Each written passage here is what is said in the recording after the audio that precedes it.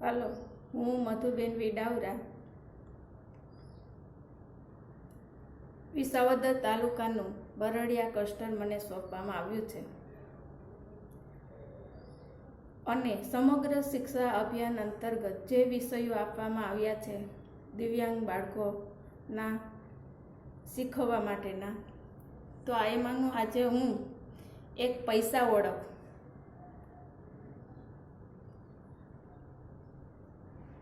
એ વિશે હું સમજ આપીશ। તો પ્રથમ, બાળકના જીવનમાં જરૂરી જો કોઈ હોય તો તે પૈસા છે। બાળક જો પૈસા ઓળખશે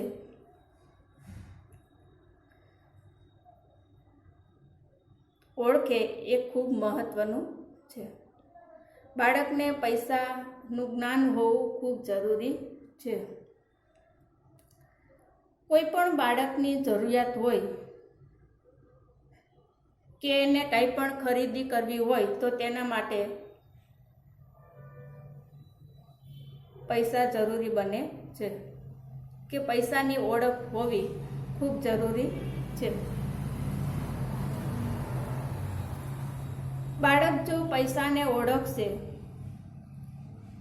તો તે સમાજમાં સારી રીતે રહી શકશે। પછી બાળકને પૈસાનું મહત્વ શું છે એના વિશે પણ આપણે સમજ આપવી જોઈએ। બીજું, બાળકને પૈસાનો ખર્ચ કેવી રીતે અને ક્યાં કરવો એની પણ સમજ આપવી જોઈએ। પછી બીજું, પૈસાની બચત કેવી રીતે કરવી, ક્યાં કેવી રીતે ખર્ચ કરવો એ વિશે પણ સમજ આપવી જોઈએ। માઇલ્ડ પ્રકારનું જે બાળક છે એ ખૂબ આ વસ્તુ શીખી શકે છે જો એને સારી રીતે તાલીમ આપવામાં આવી હોય તો। પછી પૈસાની ખરીદી કરતા માતા પિતા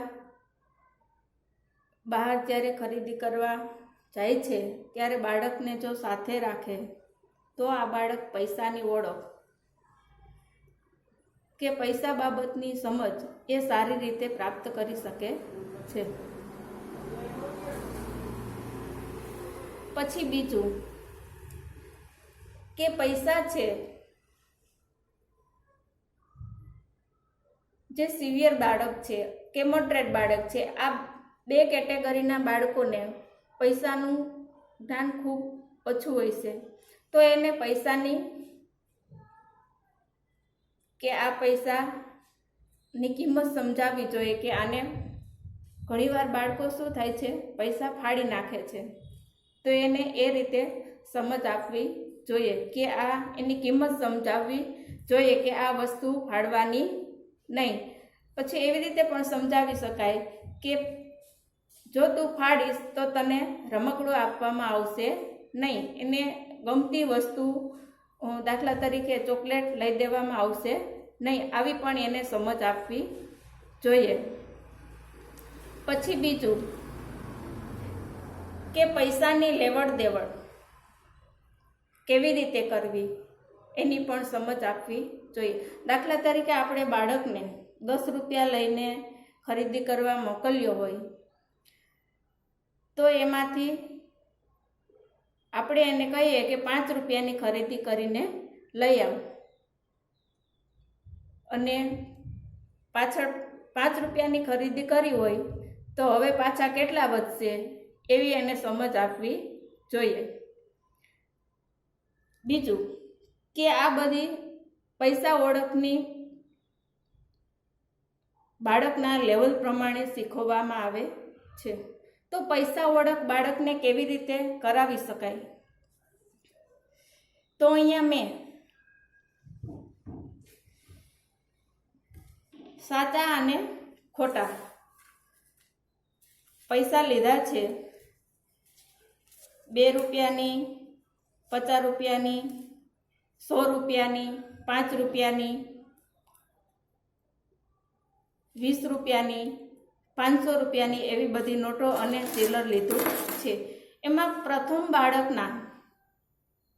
બાળક જે લેવલ પ્રમાણે શીખવી શકતું હોય એ પ્રમાણે આપણે શીખવી શકીએ છીએ. જ્યાંથી દાખલા તરીકે બાળકને 1 રૂપિયાનો ખ્યાલ છે, માઇલ્ડ પ્રકારનું જે બાળક છે એને મોસ્ટ ઓફ લગભગ ખ્યાલ હોય છે, કેમ કે એનું લેવલ સારું હોય છે એટલા માટે.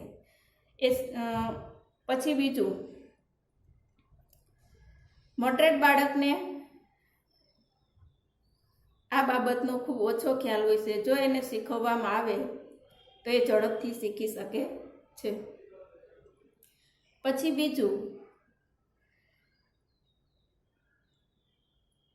કે બાળકને પૈસા જીવનમાં કેટલા ઉપયોગી છે એની પણ સમજ આપવી જોઈએ. પછી અહીંયા મેં સાચા અને ખોટા પૈસા લીધા છે. એક 5 રૂપિયાની નોટ, આ એક 10 રૂપિયાની નોટ, આ 20 રૂપિયાની નોટ, આ 50 રૂપિયાની નોટ,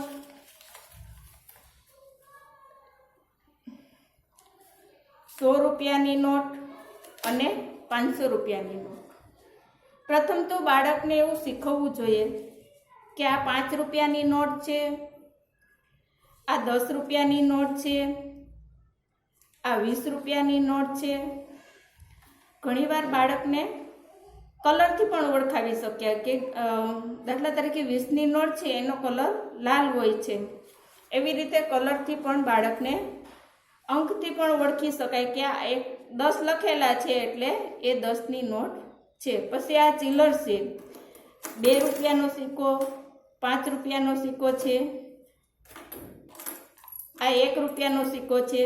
એવી રીતે સિક્કાને પણ ઓળખાવી શકાય.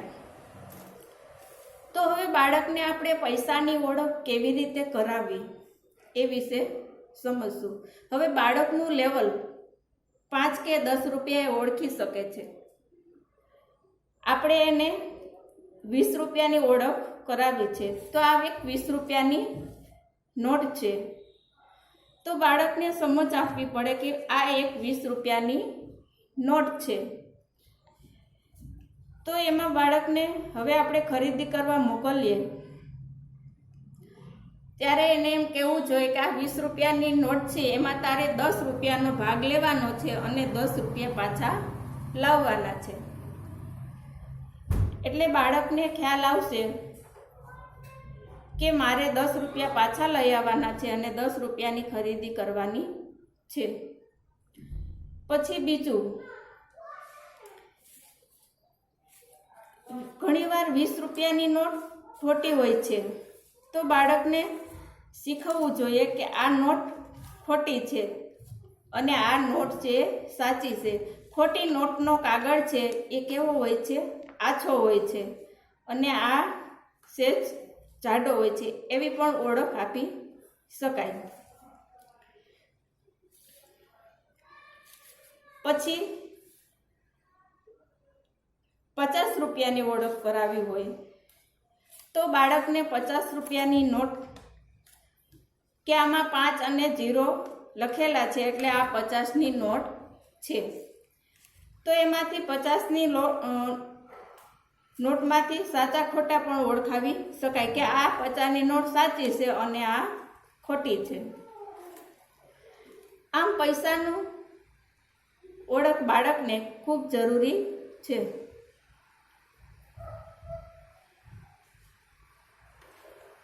પછી બધાય આપણે નોટો મૂકીને બાળકને આપણે કહેવાનું છે કે આમાંથી મને 20ની નોટ આપ. એટલે બાળકને ખ્યાલ આવશે કે આ 20ની નોટ છે. પછી બાળકને કે 20 રૂપિયામાંથી કઈ કઈ વસ્તુ આવી શકે, તો કે 20 રૂપિયામાંથી 20 રૂપિયાનું બિસ્કિટનું પેકેટ આવી શકે, વેફરનું પેકેટ આવી શકે, ત્રોસપટ્ટીનું પેકેટ આવી શકે, પછી ચોકલેટનું નાનું બોક્સ હોય તો પણ એ 20 રૂપિયાનું આવી શકે. એમ બાળકને આપણે પૈસાની ઓળખ કરાવી શકીએ છીએ. આમ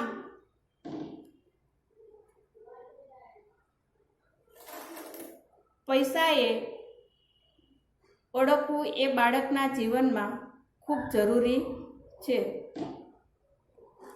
માઇલ્ડ પ્રકારનું બાળક હોય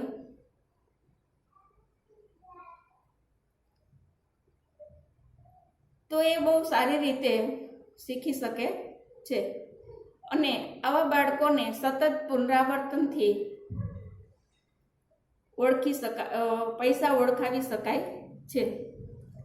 બીજું, બાળકને જો આઈપી દ્વારા શીખવવામાં આવે વ્યક્તિગત ગોલ લઈને તો આ બાળક ઝડપથી શીખી શકે છે. એમાં ફક્ત દાખલા તરીકે બાળકનો ગોલ નક્કી કરવામાં આવ્યો હોય કે એને મારે એ 20 રૂપિયા સુધીનો હિસાબ બધો કરી શકે છે, તો પછી આગળ આપણે શું શીખવવું? તો એને 30 રૂપિયા સુધીનો હિસાબ શીખવી શકાય છે. આમ બાળકનું લેવલ તપાસ્યા પછી પૈસા ઓળખ કરાવી શકાય છે. 30 રૂપિયાની ઓળખ કરાવી હોય તો બાળકને પહેલાં તો 5-5ના સિક્કા મૂકવા પડે કે આમાંથી આ કેટલા પૈસા છે એની તું ગણતરી કર. તો બાળક 20 રૂપિયા સુધી તો ગણતરી કરી શકશે કે આ 10 રૂપિયા છે, આ 10 રૂપિયા છે અને આમાં બીજા 10 રૂપિયા નાખીએ તો કેટલા થાય એવી એને સમજ આપવી જોઈએ. પછી બીજું કે પૈસા ઓળખ એ સમૂહમાં નહીં શીખવતા, બાળકને જો વ્યક્તિગત શીખવવામાં આવે તો એ ઝડપથી શીખી શકે છે. બાળકને એક એક વસ્તુ શીખવવી જોઈએ.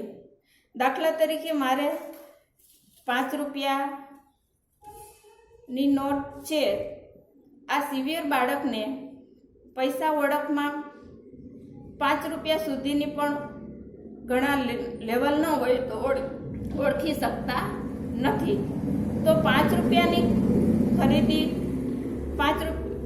તો એકના સિક્કા મૂકીને એ બાળકને આપણે આ 1, આ 2, આ 3, આ 4 અને આ 5 એવી રીતે ઓળખાવી શકીએ.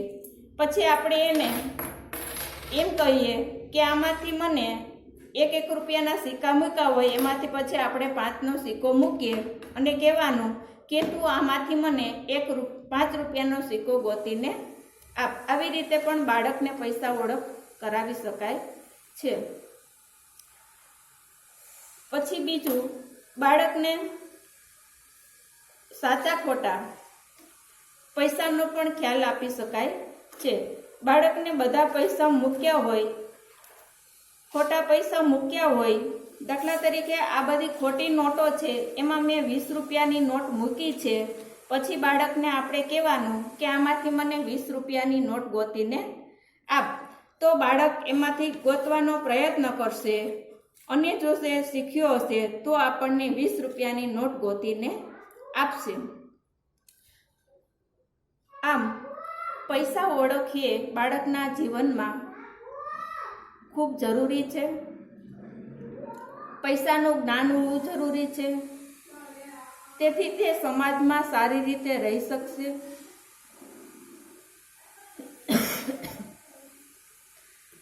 તો આ થઈ દિવ્યાંગ બાળકોને પૈસાની ઓળખ.